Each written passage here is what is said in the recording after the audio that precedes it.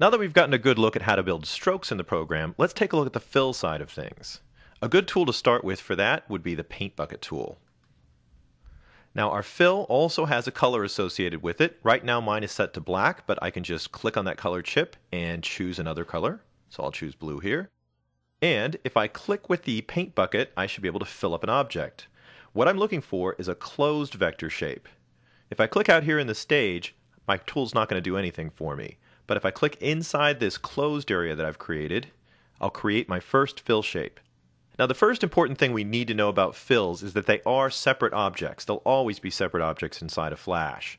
If I go right back to my selection tool and select this fill, you'll notice I can select it separate from the outline around it. And by selecting the fill, I can just grab it and move it. And there you can see that it's disconnected from that stroke that we used to create it. Any set of strokes that forms a closed area can be used to make a fill shape. Let's try a different tool. I'll go up to my straight line tool here. Notice it picks up the current stroke settings, and I can just draw a quick line across here, creating a closed area on this side. And if I go right back to my Paint Bucket tool, I can drop that blue color in and create a fill shape. Our selection tool works similarly on these fill shapes as it does on our strokes. If I get near the defining edge of any fill, you'll see that we have the same cursor, and if I click and drag, I can reshape the outline of that shape just like I can reshape a stroke. It's interesting to note that if you've got a fill and a stroke right on top of each other like we do here, grabbing and reshaping the curve reshapes both the stroke and the fill. So these actually act as though they're one single object. That'll work down here as well. But don't forget that our fill and strokes are really separate objects and can be pulled apart at any time. Now let me just clean up my workspace a little. I've got this fill selected, so I'm just going to hit the delete key and that'll remove it. And I can double click on the orange stroke here. And holding down shift, I can double click on the red and the green and select them all at once and hit delete and clear those as well. That'll make room for some other tools. Now what I'd like to look at is some other fill tools. In addition to the Paint Bucket, we can also create a fill directly by using the Brush tool. The Brush tool has standard paintbrush settings like size and shape.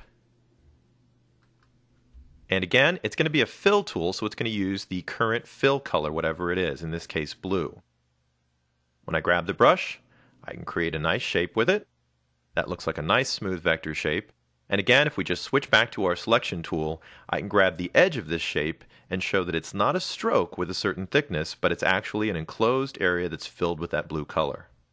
As you can see, so far our tools are kind of divided along the lines of whether they make a stroke or a fill. My pencil tool is going to be making strokes, as does the line tool, and we saw that my brush and my Paint Bucket is going to be making fills. We even have a tool underneath the Paint Bucket called the Ink Bottle that's kind of like a paint bucket for strokes. My current setting for strokes is a red color, and if I go down to this fill we made with the brush stroke and click on the edge, you can see that a click will create a stroke around that fill shape. And again, that stroke is going to be separate, actually, from the original fill object. If I just double click it, I can select it. And you can see that not only can we make fills from strokes, but I can also make strokes from fills.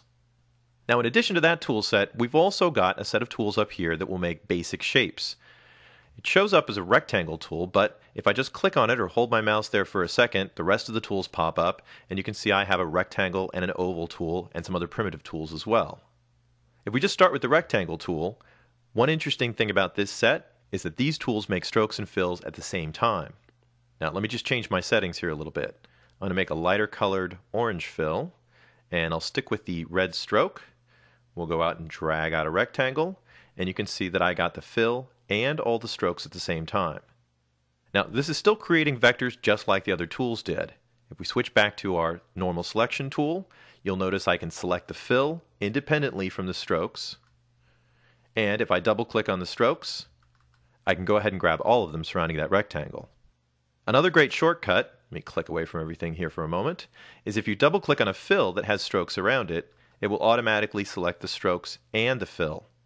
And of course, if I try to reshape this object, it'll reshape just like the other elements that we've worked with so far.